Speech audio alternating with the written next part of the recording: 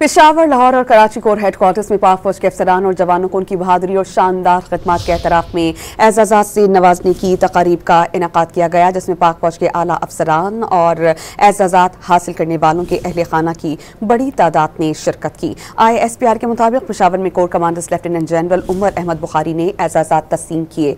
2 शहीद junior commissioned officers और 47 सिपाहियों के रिश्तेदारों ने तमग़ा बसालत से नवाजा गया। लाहौर में corps commander lieutenant general Fayyaz Hussain Shah ने एजाज़ात तकसीम किए। कराची में corps commander lieutenant general Muhammad Uwais Dastgir तकरीब के मेहमान खुसूसी थे। कोर कमांडर ने शानदार खिदमत पर 10 अफसरान को सितारा इम्तियाज मिलिट्री, 4 अफसरान को तमग़ा इम्तियाज मिलिट्री और 16 सिपाहियों को तमग़ा बसालत से नवाजा। पेशावर, लाहौर और कराची कोर हेडक्वार्टर्स में पाक फौज के अफसरान और जवानों को उनकी बहादुरी और शानदार खिदमत के एतराफ़ में एजाज़ात से नवाजने की तकारीब का इनेकाद किया गया, जिसमें पाक फौज के आला अफसरान और एजाज़ात हासिल करने वालों के अहले खाना की बड़ी तादाद ने शिरकत की। ISPR के मुताबिक पेशावर में core commanders lieutenant general Umar Ahmad Bukhari ने एजाज़ात तस्लीम किए। 2 शहीद जूनियर कमीशन्ड ऑफिसर्स और 47 सिपाहियों के रिश्तेदारों ने तमग़ा बसालत से नवाजा गया।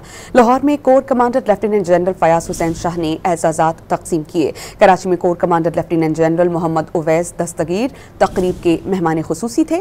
कोर कमांडर ने शानदार खिदमत पर 10 अफसरान को सितारा इम्तियाज मिलिट्री, 4 अफसरान को तमग़ा इम्तियाज मिलिट्री और 16 सिपाहियों को तमग़ा बसालत से नवाजा।